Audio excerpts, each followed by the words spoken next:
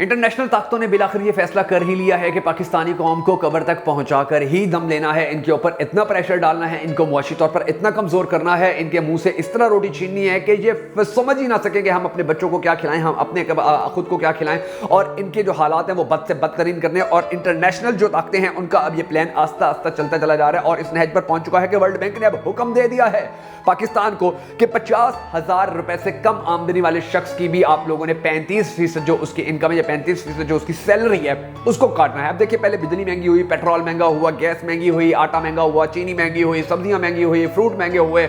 ہر چیز مہنگی کرنے کے بعد بھی جب پاکستانی گھروں کے اندر بیٹھے ہوئے، جب پاکستانی سکون سے جی رہے ہیں اور وہ کہہ رہے ہیں کہ جی ہمیں کوئی مسئلہ نہیں ہے، ہم یہ بھی برداشت کر لیں گے، ہم یہ بھی برداشت کر لیں گے، تو ان کی بھی انٹرنیشنل طاقتوں کی ہمت بڑھی ہے، اور ان کو یہ سمجھ میں نہیں آ رہا کہ اتنا زیادہ پریشرائز کرنے کے بعد، اتنا زیادہ جو کرائسز ہیں، فائنینشیل کرائسز ہیں، ان کو سامنے لانے کے بعد بھی قوم اگر ابھی تک یہ پاکستانی بیٹھے ہوئے ہیں تو اس کا مطلب ہے کہ ان کو مزید تو نہ چاڑو، ان کو مزید آگے ذلیل و خوار کرو، ان کو مزید ان کی زندگیاں مزید اجیرن کرو، تاکہ یہ لوگ پھر ایک نہ ایک دن پھٹ پڑیں اور چیخنے پر مجبور ہو جائیں کہ ہمارے ساتھ کیا ہو رہا ہے۔ تو اب اس چیز کو آگے لے کر جاتے ہوئے یہ کہا جا رہا ہے کہ جتنی بھی ورلڈ بینک کی جانب سے یہ حکم دیا گیا ہے کہ جتنی بھی سیلریز ہیں، چاہے وہ 50,000 سے کم ہو، لوگوں کی 50,000 سے زیادہ ہو، ان کے اندر سے 35% جو ٹیکس ہے آپ نے وہ ہر صورت کاٹ لینا ہے۔ مثلا آپ اگر 1 لاکھ روپے پر منتھ سیلری لے رہے ہیں تو آپ کو 75,000 روپے ملیں گے،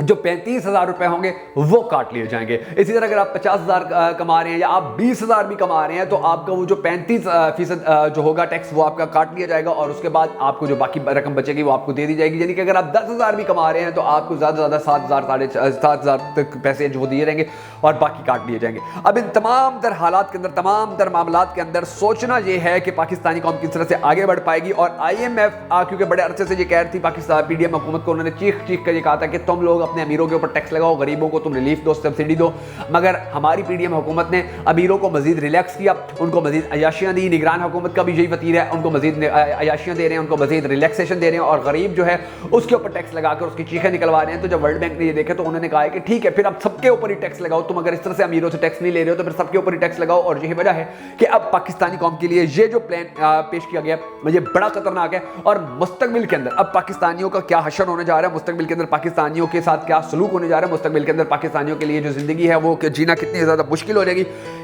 کچھ تھوڑی سی ڈیٹیل سامنے آئی ہے جو آج کے ویڈیو کے اندر میں آپ کو بتانے جا رہا ہوں۔ مگر اس سے پہلے ہم سب کو اللہ تبارک و تعالیٰ کے حضور گڑ گڑا کر یہ دعا کرنی ہے کہ ہمارے پاک پروردگار ہمارے ملک کے حالات کے اوپر رحم فرما، ہمارے ملک کے حالات کو بہتر کر، پاکستان کا اگلا وزیر اعظم اس شخص کو بنا کے جس سے پاکستانی قوم بڑی زیادہ محبت کرتی ہے، اور وہ بھی پاکستانی قوم سے بڑی زیادہ محبت کرتا ہے۔ اگر آپ بھی ہمیشہ کی طرح ہم سب کے ساتھ مل کر اس دعا میں شامل ہونا چاہتے تو کمنٹ سیکشن کے اندر ہمیں ضرور لکھ دیجیے گا، اور کمنٹ سیکشن میں آپ نے یہ بھی ضرور بتا دینا کہ آپ آنے والے وقت کے اندر پاکستان کا اگلا وزیر اعظم کس کو دیکھنا چاہتے ہیں۔ میں ہوں شکیل حیدر اور آپ دیکھ رہے ہیں آپ کا موسٹ فیورٹ چینل بگا فیکٹس۔ ناظرین گرامی، اس وقت جو IMF ہے اور جو ورلڈ بینک ہے انہوں نے پاکستان کو مکمل طور پر، پاکستانی قوم کو، پاکستان کے جو لوگ ہیں، پاکستان کی جو غریب طبقہ ہے، پاکستان کی جو عام عوام ہے، ان کو مکمل طور پر ڈیفالٹ کرنے کا، دیوالیہ کرنے کا پلان بنا لیا ہے، اور اس پلان کے اوپر امپلیمنٹ آہستہ آہستہ کیا جا رہا تھا۔ 20 روپے کبھی پیٹرول بڑھا دیا جاتا، گیس 25 روپے بڑھا دی جاتی، 45% گیس بڑھا دی جاتی، ڈیزل مہنگا کر دیا جاتا، آٹا مہنگا کر دیا جاتا، گندم مہنگی کر دی جاتی، ڈالر کا ریٹ آسمان کے اوپر پہنچا دیا گیا تھا مافیاز کی جانب سے۔ تو یہ سب کچھ کیا جاتا رہا ہے،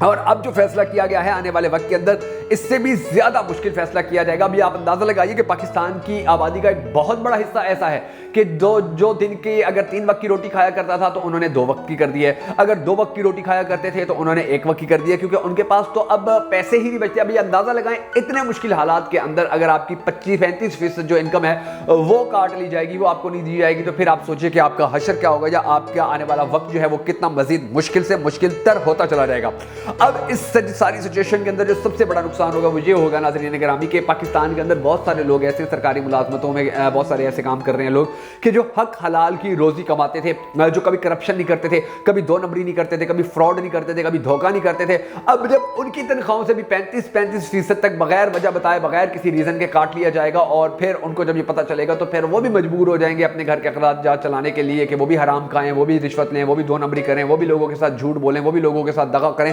تو یہ جو تمام تر معاملات ہیں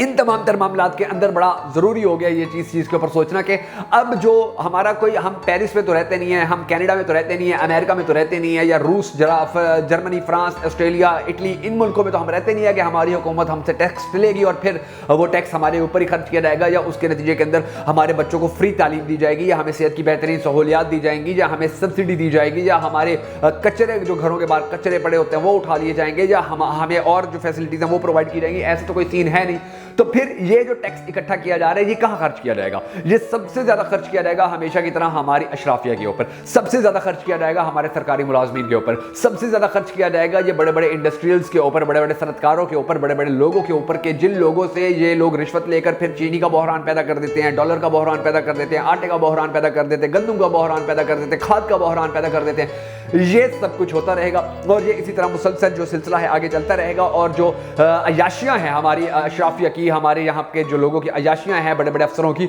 उन अयाशियों के अंदर भी अब मुसलसल इजाफा किया जाएगा। अब आप ये देख लीजिए नाज़रीन करामी के हमारे ऊपर टैक्स भी मुसलसल लगाए जा रहे हैं। पाकिस्तान के अंदर बिजली भी महंगी की जा रही है, आटा भी महंगा किया जा रहा है, गंदम भी महंगी की जा रही है, जो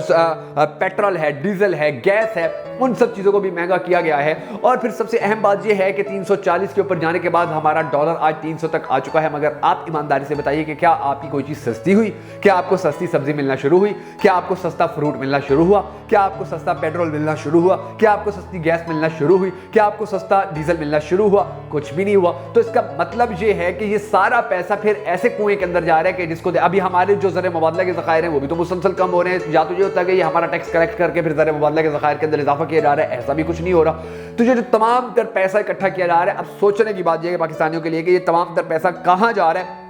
और फिर पाकिस्तानी अवाम को बेवकूफ़ बनाने के लिए हमारी हुकूमतें क्या करती हैं, जिस तरह अभी निगरान हुकूमत ने किया है कि 22-25 रुपए फी लीटर पेट्रोल की कीमत में इजाफा किया जाता रहा है। और अब जब 350 रुपए पर पेट्रोल गया हुआ है तो पाकिस्तानी कौम के ऊपर बड़ा एहसान करते हुए इन्होंने 8 रुपए लीटर पे जो पेट्रोल है उसको सस्ता करने का ऐलान किया है। और जब ये 8 रुपए सस्ता किया जाएगा तो एक हफ्ते बाद फिर बताया जाएगा कि जी 30 रुपए पेट्रोल मजीद महंगा हो गया, क्योंकि वो वाला 8 भी हमने काटना था और 22-24 रुपए जो पहले से हमने बढ़ाने का फैसला किया होता वो भी ऐड हो गया। तो ये हम आप 30 रुपए पेट्रोल मजीद महंगा कर रहे हैं। तो ये जो तमाम काम किए जा रहे हैं, पाकिस्तानी अवाम को एक जानिब से लूटा जा रहा है, दूसरी जानिब से उसको बेवकूफ़ बनाने की कोशिश की जा रही है, तीसरी जानिब से जो पॉलिटिकल इंजीनियरिंग की जा रही है, चौथी तरफ से जो IMF का मकरूज हमें बनाया गया और फिर वर्ल्ड बैंक के अहकामात के ऊपर अब हम चलते नजर आ रहे हैं। तो इन तमाम तर मामलात को देखते हुए कहा जा सकता है कि कोई है जिसने पाकिस्तान को तबाह करने का ठेका लिया हुआ है और वो बड़े अच्छे तरीके से अपने इस ठेकों को कामयाबी से आगे चलाने के ऊपर गामजन है। कोई है जो पाकिस्तान को बर्बाद करने पर तुला हुआ है और वो पाकिस्तानी अवाम के मुंह से नवाला छीनना चाहता है और वो इस प्लान के अंदर भी बड़ी तेजी से कामयाब होता नजर आ रहा है।